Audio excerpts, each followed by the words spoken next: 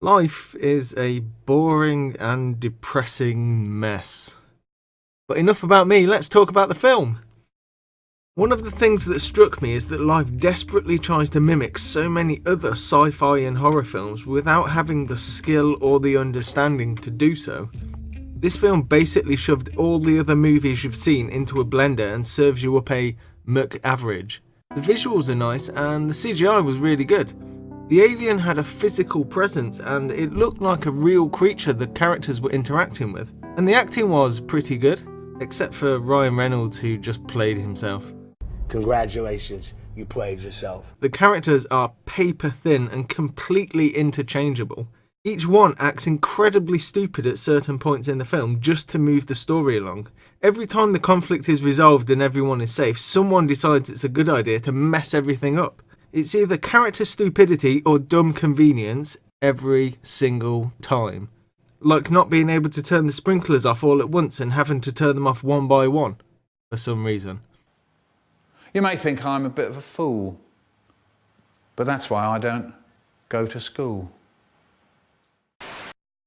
It's fine for characters to make bad decisions if they're developed that way, if someone is shown to be a person that repeatedly makes poor choices. But these characters aren't developed at all, and some of the lines are really bad. At one point a character says, "I have a thought. It's not logical, it's not scientific, it's hate." I'm not joking, that's an actual line from the film, as if the movie thinks scientists aren't real people that have actual emotions. Hail science! The characters don't seem scared enough, especially considering their situation. Most of the time they just look a bit worried, as if they're not sure if they left the cooker on this morning before they left. It's really going to be something, isn't it? I haven't even shown you the best part. So they have a quarantine room on the ship, and through some contrived plot elements the fire alarm is triggered and the sprinklers go off. For some reason the characters are worried the alien is going to escape through the sprinklers and get into the rest of the ship. I'm sorry, but I thought this was the quarantine room. It should be completely sealed off from the rest of the ship and the only way in or out is through the airtight doors. Why isn't the fire suppression system its own closed off unit within the quarantine room itself? What is the point of having airtight doors if your fire alarm leads to the rest of the ship?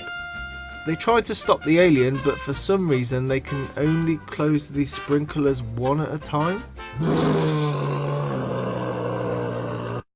There's also another part where the alien has been crawling around the outside of the ship for a while.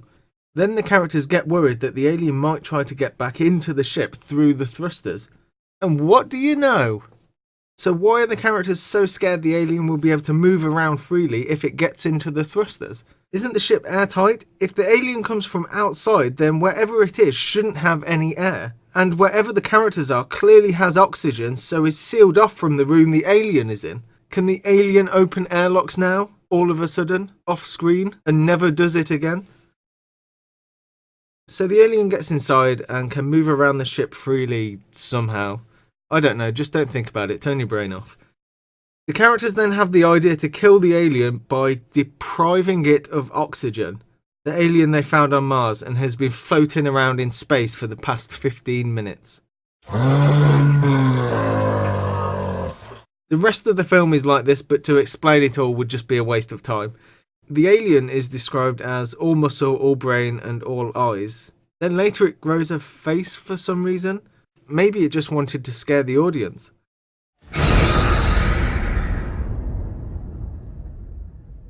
There are some good things to this film. It looks really nice and the sound design is pretty good, but all the good parts don't come together to make an interesting or impressive whole.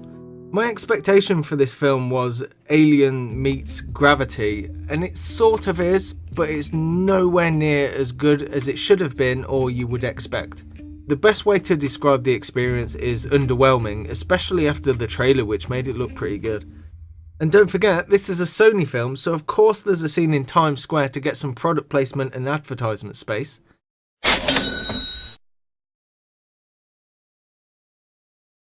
My congratulations, Captain. Dazzling display of logic. You didn't think I had it in me, did you, Spock? No, sir.